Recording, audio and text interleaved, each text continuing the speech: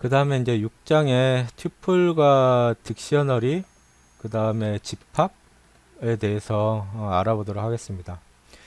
먼저 튜플인데요. 튜플은 리스트하고 거의 유사합니다. 한 가지만 빼놓고는 리스트하고 유사한데, 튜플은 튜플도 마찬가지로 시퀀스에 들어가요. 그러니까 순서가 있는 요소들의 집합인데요. 리스트하고 가장 큰 차이점은, 리스트는 요소들을 개별 요소들을 변경시키거나 요소를 빼거나 더하거나 이런 작업들이 가능한데, 리스트는 한번 정의가 되면은 그 크기나 요소들을 변경을 할 수 없는 불가역 자료형이라는 겁니다. 그러니까 튜플도 이제 그러니까 문자열하고 비슷하죠. 문자열도 수정이나 첨삭이 불가능하죠. 튜플도 한번 정해지면은 수정이나 첨삭이 불가능한 리스트형, 이렇게 이해를 하시면 돼요. 튜플은 이제 리스트는 정의할 때 대괄호를 쓰는데, 튜플은 괄호를 사용을 합니다. 이게 이제 괄호를 사용하기 때문에 수식에 사용되는 괄호하고 혼동될 여지가 있는데요. 그러니까 지금 예를 들어서 A에다가 교재에서와 같이 11, 22, 33 이렇게 작성을 하면은 A에는 이제 튜플이 저장이 된 거예요. 리스트는 대괄호를 사용을 하죠. 예를 들어서 AL 변수에다가 11, 22, 33 이렇게 대입을 하면은, AL 변수는 리스트, 지금 A 변수에는 튜플이 지금 저장이 되어 있는데, AL 변수에 예를 들어서 0번 요소를 0으로 바꾸고 싶다. 가능하죠. 이제 튜플의 0번 요소를 0으로 바꾸고 싶다. 이거는 불가능합니다. A는 튜플을 한번 정해지면은 요소를 변경시키는 것도 불가능하고, 여기에다가 어떤 요소를 추가하거나 빼는 것 자체가 불가능해요.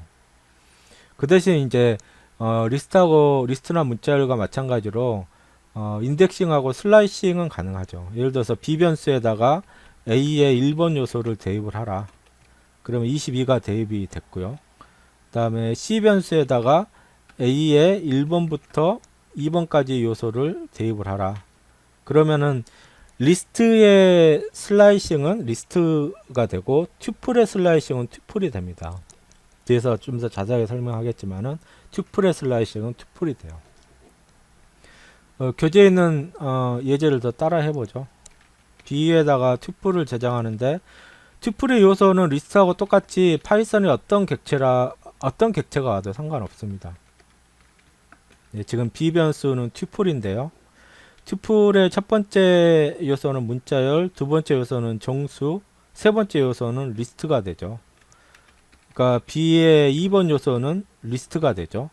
B의 0번 요소는 이렇게 문자열이 됩니다. 이런 식으로 인덱싱도 가능해요. 그 다음에 튜플의 요소가 또 튜플이 될 수가 있습니다. 예, 지금 교재에 나온 것 같이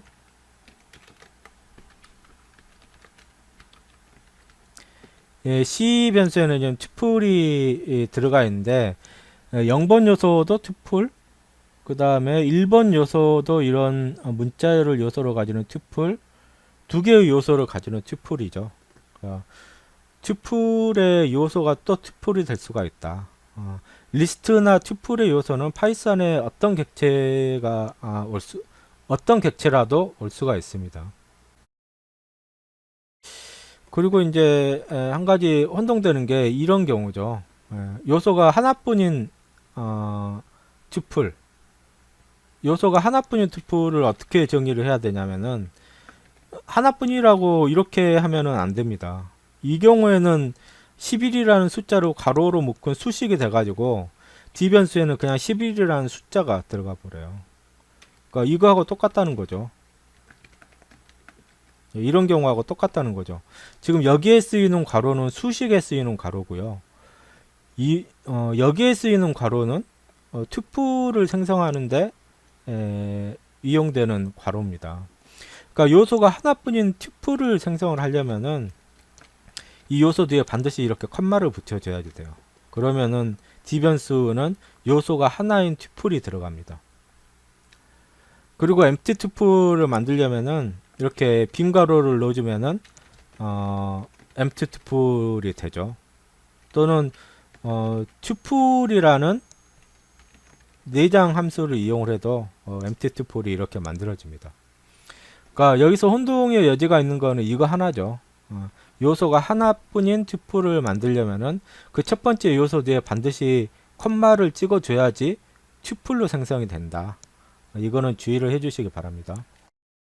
그리고 또 하나 문법적으로 특이한 게 튜플을 생성을 할 때 괄호를 생략을 할 수가 있다. 이게 무슨 말이냐면은 여기 있는 예제를 그대로 따라가 보겠습니다. A라는 튜플을 생성할 때 11, 22, 33 이렇게 입력을 할 수도 있는데 여기 괄호를 생략을 해도 된다는 거예요. 예. 그러면은 이렇게 괄호를 생략을 해도 요소가 3개인 튜플이 만들어진다. 두 번째 예제인 경우도 마찬가지죠. 예. 콤마로 구별된 여러 개의 이 요소가 있을 때 괄호가 없어도 튜플로 생성이 됩니다. 아까 그 C 변수에는 그 중첩 튜플이 들어가 있었죠. 이 경우에도 이렇게 괄호를 생략을 해도 C에는 요소가 2개인 튜플이 이렇게 만들어진다 이거예요. 그리고 요소가 하나인 튜플을 만들고 싶을 때는 아까는 이렇게 생성을 했었죠. 이 경우에도 괄호가 없이 하나의 요소 뒤에 컴마가 붙으면은 이렇게 튜플로 생성이 된다. 이겁니다. 그러니까 이렇게 튜플은 리스트하고 모든 면에서 동일한데 리스트와 달리 한번 생성되면은 요소의 값을 변경시키거나 요소를 첨삭시킬 수 없다. 이것이 다른 점이라는 걸 알아두시기 바랍니다. 튜플을 정의를 할 때 괄호를 생략을 할 수 있다 그랬죠. 그래서 여기 변수를 여러 개 동시에 대입하는 경우에 앞에서 설명한 바대로 예를 들어서 A, B, C 변수를 동시에 11, 22, 33 이렇게 정의를 했다. 그러면 A, B, C 변수 3개를 동시에 초기화를 시킬 수 있다고 했는데 지금 보면은 여기 우변을 보면은 이게 사실은 튜플이죠. 괄호가 생략된 튜플입니다.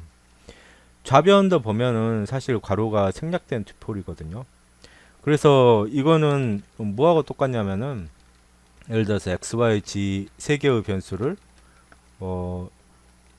1, 2, 3 이렇게 대입을 하겠다. 그러면은 x에는 1이 대입이 되고 y에는 2가 대입이 되고 z에는 3이 대입이 됩니다. 네.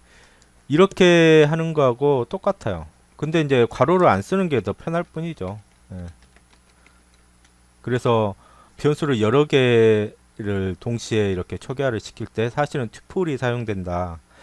이런 거는 알아두시고요. 그래서 예를 들어서 여기 교재에 나온 것처럼 t 변수에다가 11, 22, 33 이렇게 대입을 하면은 t는 타입이 뭐라고 했습니까? 튜플이 되죠.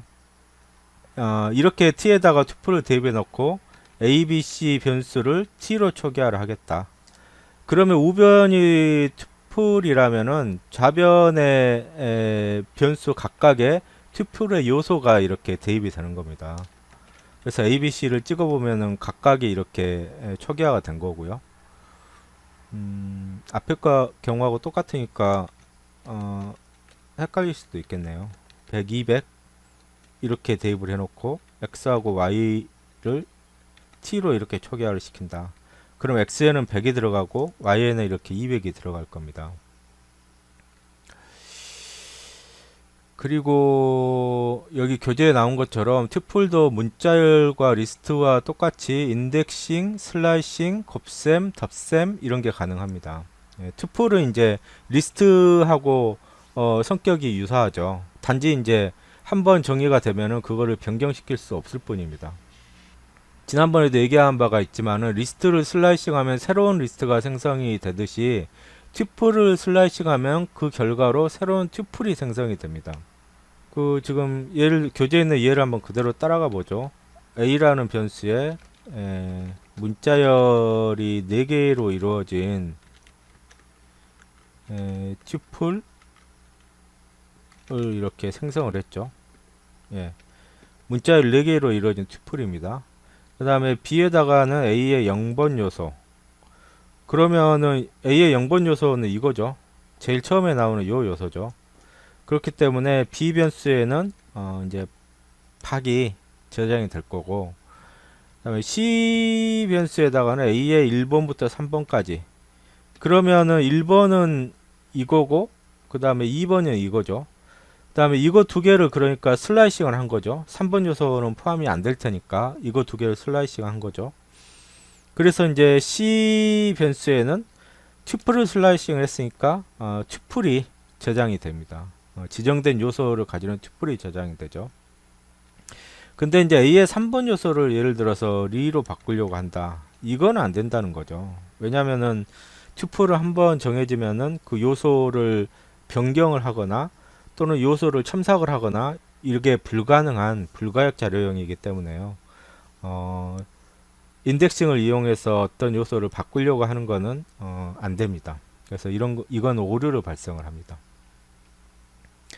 그리고 이제 튜플끼리 더하면은 각각의 요소를 통합한 새로운 튜플이 생성이 된다.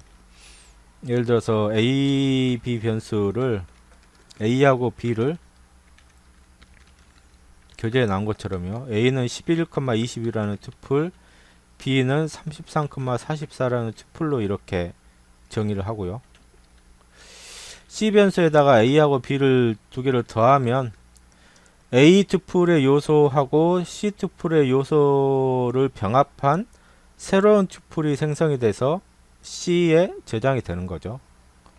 D 변수에다가 A에다가 3을 곱하면 A 튜플의 요소가 3번 반복된, 여기 1번, 2번, 3번 반복된 새로운 튜플이 생성이 돼서 D 변수에 이렇게 저장이 됐습니다.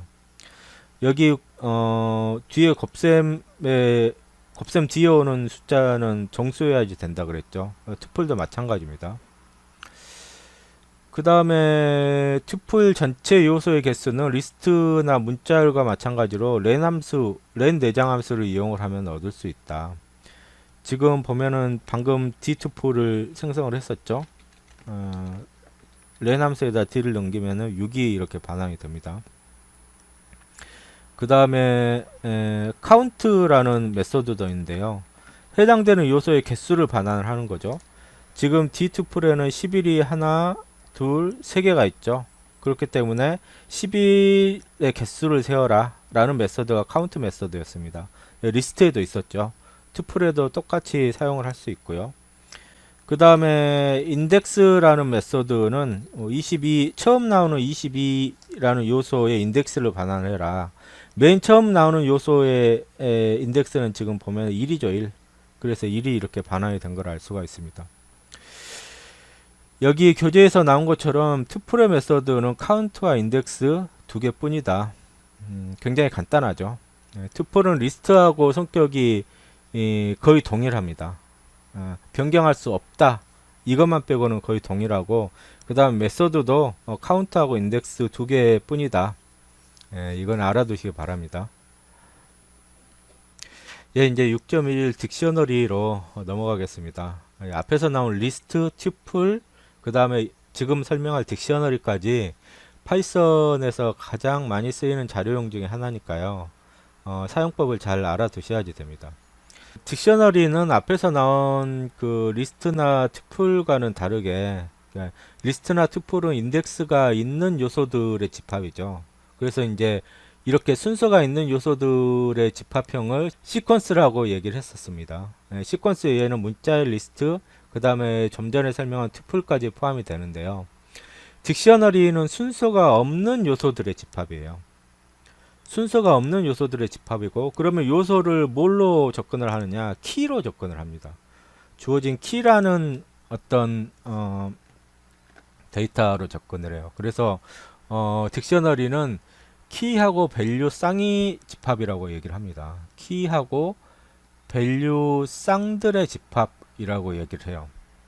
그래서 어떤 사람과 관련된 데이터를 예를 들면은 이름이 홍길동이다. 그러면은 이름이라는 게 홍길동이라는 그 데이터, 이제 여기서는 밸류라고 얘기를 하는데요. 밸류의 키가 이름이 되겠죠. 그 다음에 나이 데이터가 있는데 이 나이라는 밸류 어떤 값의 키는 나이라는 그 문자열이 됩니다. 그러니까 나이가 22, 그 다음에 이름, 홍길동, 어떤 사람에 대한 정보가 있을 때 이 실제 나이 데이터를 접근하는 키가 이게 되고요. 그 다음 홍길동이라는 이름을 접근하는 키가 이게 된다는 거예요. 이름이라는 키로 홍길동이라는 실제 데이터를 접근을 할 수 있다. 이게 이제 실제로 파이썬에서는 어떻게 구현이 되냐면은 딕셔너리는 기본적으로 이렇게 중괄호로 생성을 하고요. 그 다음에 키밸류 페어를 컴마로 구분을 하고, 그 다음에 키하고 밸류는 이렇게 콜론으로 구별을 합니다. 콜론 앞에 오는 게 키가 되고요, 뒤에 오는 게 밸류가 돼요. 여기서도 마찬가지로 이게 키가 되고 뒤에 오는 게 밸류가 됩니다. 이거를 키하고 밸류가 이렇게 묶어진 거를 키, 값, 쌍이라고 얘기를 해요. 요 딕셔너리 같은 경우에는 키하고 값쌍이 두 개가 있죠. 키밸류 페어가 두 개가 있습니다.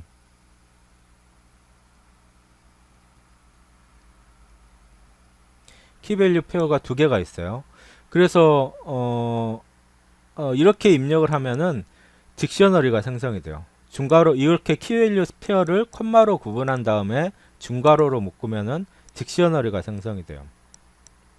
그래서 그 딕셔너리가 main1이라는 이렇게 변수에 저장이 된 거죠. 그래서 방금 설명한 대로 이렇게 키하고 밸류 쌍은 콜론으로 구별을 하고요. 콜론으로 구별을 하고 각각의 키밸류 페어는 콤마로 구별을 한다. 이게 몇 개라도 올 수 있는 거죠. 그것을 이제 중괄호로 묶으면은 이게 이제 딕셔너리라는 데이터형이 되는 겁니다. 보면 알겠지만은 여기에서는 그러니까 밸류 값을 접근을 하는데 순서가 없는 거죠. 순서가 중요하지가 않아요. 이 밸류 어떤 밸류를 접근을 하는데 반드시 거기에 할당이 된 키를 통해서 접근을 할 수가 있다. 그래서 이거를 한번 입력을 해 보겠습니다. 앞에서 예제로 나온 이 main이라는 main1 이라는 거를 한번 입력을 해 볼게요. name 이라는 문자열, 그 다음에 홍길동, 그 다음에 age라는 문자열, 그 다음에 콜론 22 이렇게 하면요, name이라는 키에 홍길동, age라는 키에 20이라는 이 값이 지정이 된 딕셔너리가 main1이라는 변수에 들어갔는데, 그러면은 main1의 name이라는 키에 할당된 홍길동이라는 요 값에 접근을 하려면은 이렇게 해주면 됩니다. 대괄호를 치고 여기다가 키를 써주면은 이 밸류에 접근을 할 수 있어요. 네. 그 다음에 마찬가지로 age라는 키를 이렇게 대입을 해주면은 변수명을 잘못 입력을 했네요. age라는 키를 이렇게 대괄호 안에 대입을 해주면은 그 키에 해당되는 밸류 값을 이렇게 얻어올 수가 있습니다. 그래서 그 밸류 값을 변경을 하거나 아니면은 그 밸류 값을 다른 변수에다가 대입을 하거나 이런 일이 가능하죠. 예를 들어서 main1에 age가 알고 봤더니 22가 아니고 23이더라. 그럼 이렇게 바꿀 수가 있습니다. 그래서 바꿔진 값을 보면은 여기 보면은 22가 23으로 바뀌었죠. 또는 your name 이라는 변수에 main1에 name 키를 가지는 밸류를 이렇게 저장을 해라. 그러면은 your name에 홍길동이라는 이름이 이렇게 저장이 됩니다. 네, 이런 식으로 딕셔너리에서 어떤 밸류 값을 접근을 하기 위해서는 반드시 키를 통해서 접근을 해야지 돼요. 그 다음에 캐피탈이라는 딕셔너리에 이걸 예제를 그대로 한번 따라서 해보겠습니다. 딕셔너리를 입력을 할 때는 아이디엘리 상에서도 이렇게 여러 줄에 걸쳐서 입력을 할 수 있다. 코리아, 서울, 콤마로 반드시 구별을 해야지 되죠. 그 다음에 재팬,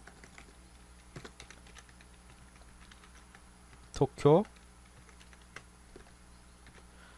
여기도 콤마로 구별을 하고요. 뭐 차이나, 베이징, 그 다음에 이제 맞출 때는 중괄호로 닫아야지 되겠죠. 그러면 이제 캡탈이라는 변수에 저렇게 입력한 딕셔너리가 이렇게 저장이 된 것을 알 수가 있습니다. 마찬가지로 예를 들어서 이 차이나라는 키를 가지는 밸류에 접근을 하려면은 대괄호 안에 이렇게 키를 써주면요, 베이징이라는 밸류에 이렇게 접근을 할 수가 있죠. 또는 이제 키 값으로 문자열만 줄 수 있는 게 아니고 키 값으로 숫자도 줄 수 있어요. 교재에 있는 예제를 그대로 따라서 해보면요, 0이라는 키에다가 RED라는 레드라는 문자열을 주고요, 1이라는 키에다가는 옐로우라는 문자열을 주고 2에다가는 화이트라는 문자열, 그 다음에 3이라는 키에다가는 블랙이라는 문자열 이렇게 줬다. 이 경우는 이제 키값이 정수인 경우죠. 키값이 정수인 경우인데, 그래서 1번 키를 갖는 밸류를 접근하려면 이런 식으로 하면 됩니다. 근데 요것만 봐서는 이게 컬러 변수에 리스트나 튜플이 저장된 거 아니냐 라고 생각을 할 수 있는데, 컬러에는 지금 컬러 변수는 지금 딕셔너리죠. 딕셔너리입니다. 키워드로는 이제 딕트라고 내부적으로 얘기를 하는데요. 컬러는 분명히 딕셔너리고 다만 이제 키가 정수일 따름이죠. 그래서 x라는 변수에다가 컬러의 1번 키를 가지는 밸류, 1번 키를 가지는 밸류는 옐로우죠. 옐로우라는 문자열이 대입이 되고요. 그 다음에 예를 들어서 컬러 3번을 지금은 이제 블랙인데 옐로우로 바꾸고 싶다. 옐로우라는 문자열로 바꾸고 싶다. 그러면 3번 키에 해당되는 게 원래는 블랙이었는데 옐로우로 이렇게 바뀌었죠.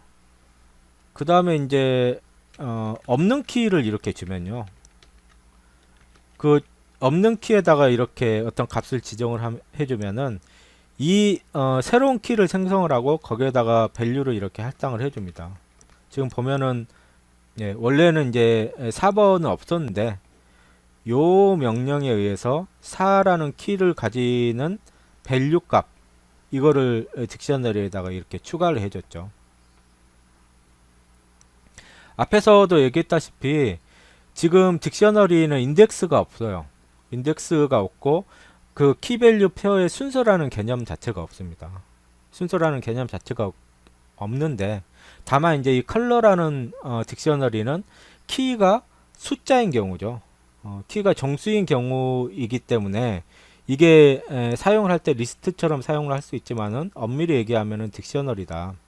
따라서 딕셔너리는 인덱싱도 불가능하고요, 슬라이싱도 당연히 불가능합니다. 키밸류 페어에는 순서라는 개념이 없기 때문에 그렇죠. 그리고 이제 딕셔너리는 방금 예에서도 봤다시피 키밸류 페어를 추가를 할 수도 있고 어떤 특정한 키를 가지는 밸류 값을 이렇게 변경을 할 수도 있죠. 그렇기 때문에 이거는 가역 자료형에 해당이 됩니다. 딕셔너리의 키에 대해서 제가 정리를 해 놓은 게 있는데요. 여기 지금 보시면은 딕셔너리의 키는 불가역 자료형만 사용을 할 수가 있어요. 딕셔너리의 밸류는 파이썬의 어떤 객체라도 될 수 있는데 키에 대해서는 제한 조건이 있습니다. 이제 불가역 자료형만 사용을 할 수 있다는 제한 조건이 있고, 그 다음에 키가 중복될 수가 없다. 같은 키가 올 수가 없다는 거죠. 그리고 불가역 자료형만 사용할 수 있기 때문에 딕셔너리의 키로는 문자열이나 숫자, 투플 등등이 키로 사용이 되는데, 제가 경험상 보면은 주로 문자열이 많이 사용이 됩니다. 딕셔너리의 키로는 문자열이 주로 사용이 되고요. 다만 이제 숫자나 투플 같은 것도 사용을 할 수는 있다. 그 다음에 딕셔너리의 키는 중복될 수 없다. 이 정도 특징이 있겠습니다. 지금 위에 예를 보면은 키를 이렇게 중복해서 넣으려고 하면요, 키가 1인 거는 뭐 예를 들어서 B를 넣고 다시 키가 0인 거는 C를 넣는다. 지금 보면은 첫 번째 키밸류 페어하고 세 번째 키밸류 페어의 키가 이렇게 보면 중복이 되어 있죠. 그러면은 두 번째로 입력한 거는 무시가 되고 앞에 것만 지금 살아있는 것을 알 수가 있습니다. 이와 같이 이제 딕셔너리의 키는 중복이 될 수가 없다. 그 다음에 이제 좀 특이하지만은 키로 튜플도 사용을 할 수가 있어요. 불가역 자료용을 사용을 할 수 있기 때문에 튜플은 또 불가역 자료용이죠. 그렇기 때문에 튜플은 사용할 수가 있어요. 지금 여기 있는 예제를 보면요, 이 딕셔너리에 세 개의 키밸류 페어가 있는데 이게 키가 되죠. 튜플이 키가 되고, 두 번째 것도 이 튜플이 키가 되고, 세 번째 것도 이게 이제 키가 되죠. 이 얘는 이제 그 위도하고 경도 값을 튜플로 주고, 문자열로 그 도시의 이름, 예를 들어서 서울은 37.5도 126.9도가 되나 보네요. 위도하고 경도가. 마찬가지로 부산의 위도하고 경도, 그 다음에 광주의 위도하고 경도, 이거를 튜플로 하는 키밸류 페어인데요. 이거는 이제 아주 특수한 경우에서만 사용이 되고, 방금도 얘기했다시피 딕셔너리의 키로 주로 사용이 되는 거는 문자열입니다. 문자열. 주로 문자열이 키로 많이 사용이 돼요. 그 다음에 이제 딕셔너리의 내장 메서드들인데요. 이것에 대해서 이제 하나하나 살펴보도록 하겠습니다. 그렇게 이제 리스트에 비해서는 그렇게 많지는 않은데, 교재에 있는 예제를 한번 입력을 해 볼게요. dig이라는 변수에다가 11이라는 키, 그 다음에 22라는 키, 그 다음에 문자열 C라는 키, 이 경우에는 특이하게 키하고 밸류하고 같네요. 이렇게 입력을 해 놓고요. 그 다음에 리스트라는 내장 함수는 앞에서도 나왔죠. 리스트라는 내장 함수는 리스트 자료형을 만들어주는 내장 함수죠. 그래서 예를 들어서 빈 리스트를 이렇게 만들 수도 있고요. 그냥 리스트 이렇게 하면은 빈 리스트가 만들어지죠. 또는 리스트에다가 시퀀스형을 주면은, 예를 들어서 ABC라는 문자열을 주면은 각각의 문자들을 요소로 하는 리스트를 이렇게 만들어 준다고 그랬죠. 근데 리스트에다가 딕셔너리를 넘겨주면은 여기 지금 보면 알겠지만은 키들을 요소로 하는 리스트를 반환합니다. 딕이라는 변수에 들어간 키가 11, 22, 그 다음에 문자열 C죠. 그러니까 이 딕셔너리의 키 값들을 요소로 하는 리스트를 반환을 해요. 만약에 키 값이 아니고 밸류들로 리스트를 만들고 싶다면은 딕.values라는 메소드를 이용을 합니다. 딕.values는 이거를 이제 리스트에다가 이렇게 넘겨주면요, 이번에는 이제 키 값이 아니고 밸류, 여기 문자열 A, 문자열 B, 문자열 C, 이것을 요소로 하는 리스트를 이렇게 반환을 해줘요. 그 다음에 이제 아직 for 반복문은 나오지 않았는데, 딕셔너리를 이제 for 반복문의 반복 자료용으로 사용을 할 경우에는 반복 변수에 키들이 실려서 수행을 하게 된다. 이거는 이제 for 반복문을 뒤에서 설명을 할 때 더 자세하게 설명을 하도록 하겠습니다. 네, 이것도 마찬가지고요. 그리고 이제 만약에 딕셔너리에 어떤 키가 있는지 조사하려면은 앞에서 나왔던 인 연산자를 사용을 하면 돼요. 지금 여기에 ct라는 이 딕셔너리를 한번 입력을 해서 사용을 해 보겠습니다. ct에 코리아는 서울이고요. 서울이라는 문자열, 그 다음에 USA는 워싱턴이라는 문자열, 그 다음에 재팬은